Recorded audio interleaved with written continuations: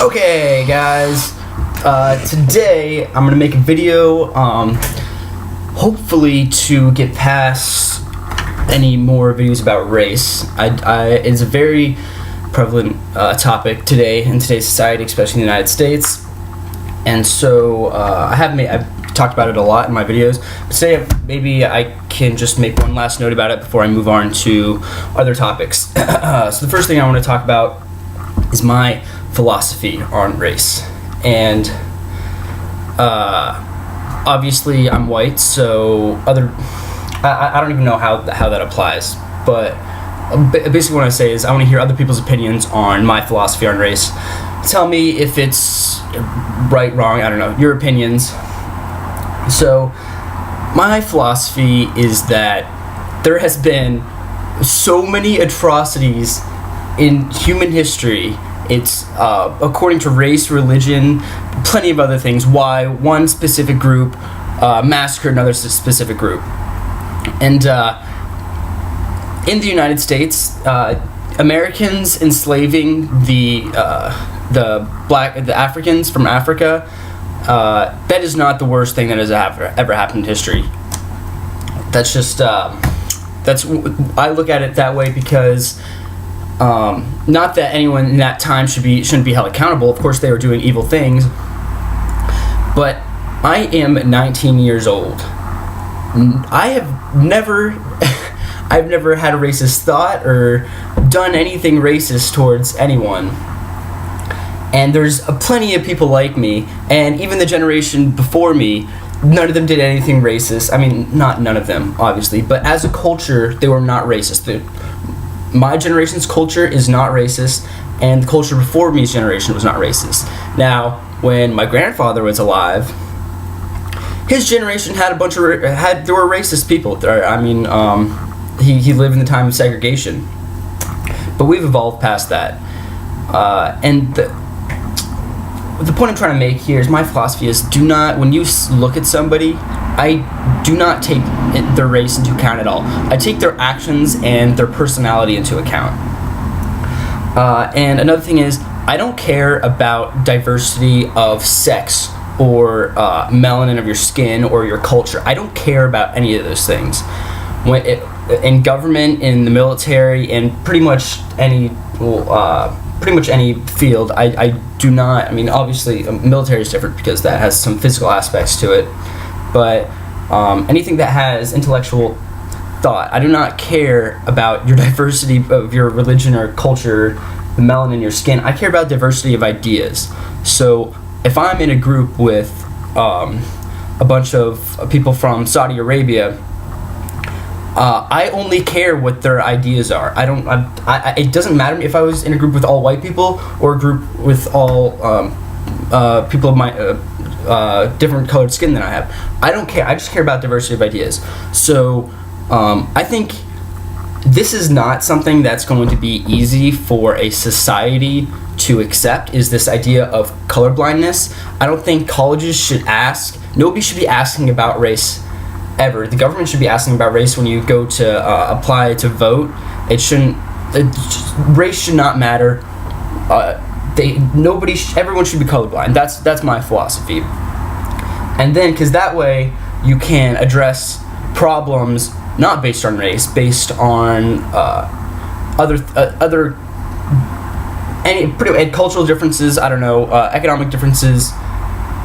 But my philosophy is we should all be colorblind. And like I said, it's going to be hard for as a society to do that, but individuals can do it. Individuals can do this.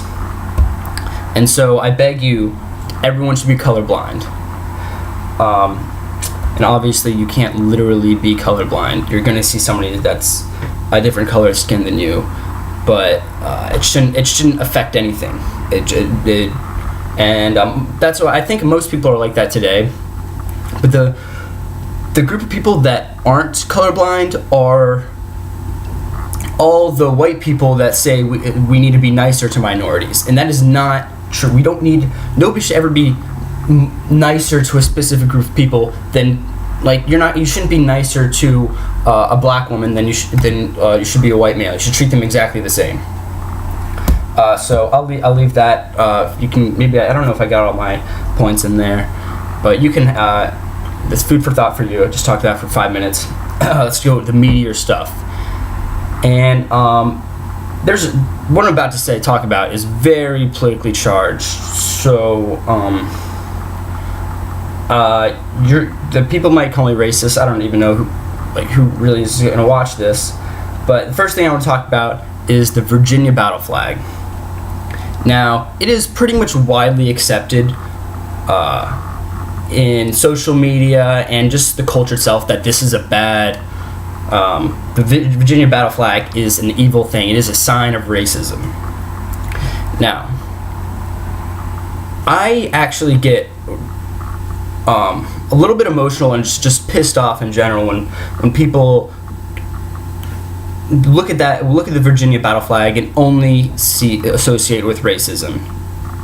Because the thing is, the Virginia battle flag was never, not once, the Confederate flag. It never once stood for the Confederacy. It was the flag that the Virginian soldiers carried into battle. And the Confederate soldiers are some of the toughest, most badass soldiers that were ever in the entire United States. They fought tooth and nail when they were going. There was no way the Confederacy was ever going to win that war. They fought tooth and nail for their state, and these are some of the most gruesome battles of all time. They are these are heroes. The Confederate soldiers were heroes on the battlefield. They were absolute badasses. There's no denying it. This war was insane, and they are just tough as hell. So I identify with because I'm a Virginian. I identify with that mentality of this is my fucking state, and I'm gonna defend it till my last breath. And I'm gonna. That's the mentality that I see when I see the Virginia battle flag. I have the same sense of nationalism I do when I look at the American flag. It's just something inside me that says, like, these people have died on the battlefield for our country, and if you just put yourself in the shoes of like any Marines or soldiers that fought in World War II, or the soldiers that fought in the Revolutionary War, or the soldiers that fought in the Civil War, like, if you just put yourself in their shoes, these are absolute heroes. These American soldiers, I mean, obviously soldiers from around the world, there's always something to be admired in warriors. It doesn't matter, because you look at the Nazi soldiers. They did the same thing. There is something to be admired in, especially in soldiers that are fighting against the odds. There's always something to be admired that. And I'm not saying look at the swastika and getting inspired from that. I should have done my research here, but there's this German sign that isn't even it isn't even frowned upon in any society. I'm gonna try to draw it for you guys, but it's gonna look bad. Oh gosh.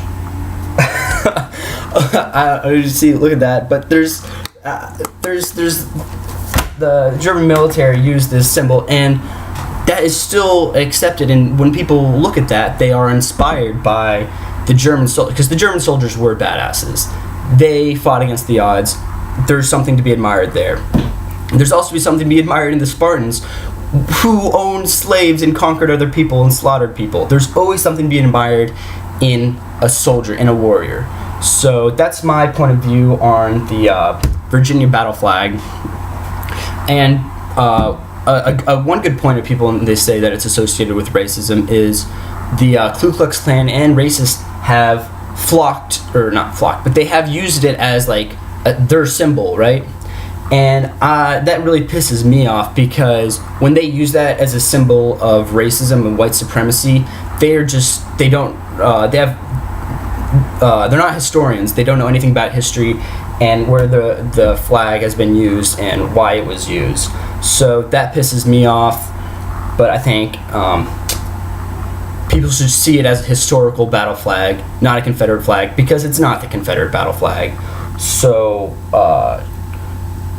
if you do want to get some other opinions on this, you should read the Bernard Cornwell series, Nathaniel Starbuck's Chronicles. It is an in-depth look on a Confederate soldier who's actually from the North, but it really puts you in the shoes of what these guys went through and why Virginians and a lot of Southerners take so much pride in the Virginia battle flag. And also the Virginia battle flag, American soldiers died on the Virginia battle flag in World War I and World War II. So I don't know what I put it out for you guys. It's a historical flag that I take a lot of pride in. A lot of Virginians do. Don't get pissed off when you see it on somebody's bumper sticker or anybody flying around. It is historical American flag, and I hate it when people relate it to racism, especially when they are racist, because that makes it look even worse. Now, the next thing I'm going to talk about is very serious, and I have formed opinions on this, and I'm always open for other people changing my mind, but this is my state of mind right now. Now, the N-word is the worst word you can say in the United States. It is completely frowned upon by everybody, which is okay. It's fine. Bad words should be frowned upon in general. You can't say like cunt or fuck, or like you can't like call people things on media, and you shouldn't be doing it. You shouldn't be calling like people in society. You shouldn't, like, if someone pisses you off that you don't know, you shouldn't start calling them any bad words at all. Now, where are bad words used? They're used in comedy. It's hilarious. Bad words are hilarious, and they make things funnier. And there's race is another one of those things that is always frowned upon, like, or being racist, saying something racist is always frowned upon, except when it comes to comedy. There's plenty of comedy making fun of every single kind of race out there. And the N-word should not be any more racist than all the other racial slurs, and they're all bad. They're all equally as bad. So I'm not saying that when you're on the news and you're referring to the N-word that you should say it, that you should say it, but it should not be more frowned upon than any others. And I understand it's more recent. The N-word's a lot more recent in culture, but in my generation, you know what? And also, if you know somebody that's gone through that and has actually experienced racism, then yeah, don't expose them to the N-word, because they may have actually experienced racism and have been called the N-word out of hatred, and you shouldn't bring it up around them, because they're more sensitive. And that's a lot of comedy is, like, you don't make Holocaust jokes towards somebody that was in the Holocaust. And I'm not condoning all comedy that's offensive, but you have to. There is no line that's drawn where it's like, now it's too offensive. Now it's too offensive. But it is. You don't want to make a joke towards somebody that's actually experienced that hatred before. But most people haven't. Most people have not experienced racism in this country. I'm talking about just people as a whole have not, and my age. That's on people my age, a little older than me and younger than me. They haven't experienced racism in this country, and especially like cracker. When you call someone like cracker, that's used a lot more nowadays. And it's okay. Black people can say cracker and be aggressive, and they're actually being mean and aggressive towards white people, and that's not as frowned upon as if a white person would call someone an N-word. Even if it was out of comedy, it's still more offensive for a white person to call a black person the N-word. And like I said, I want everyone on an equal playing field. Everyone should be treated equal. So racial slurs are evil across the board, equally as evil. The N-word is not, and you see me, I don't say it just because it's like a cultural thing. Like you're like afraid to, like, you don't want to say it because you don't want to be racist, even though this entire section has been on how I should be able to say it just as much as I'm saying all these other bad words. But also, I don't really say cracker and like spick. I guess I don't know a lot of racial terms, and those words are bad and they shouldn't be used. But they are no worse than the N-word, or the N-word is no worse than these words. So that's my video for today. Thanks to you guys if you have been watching.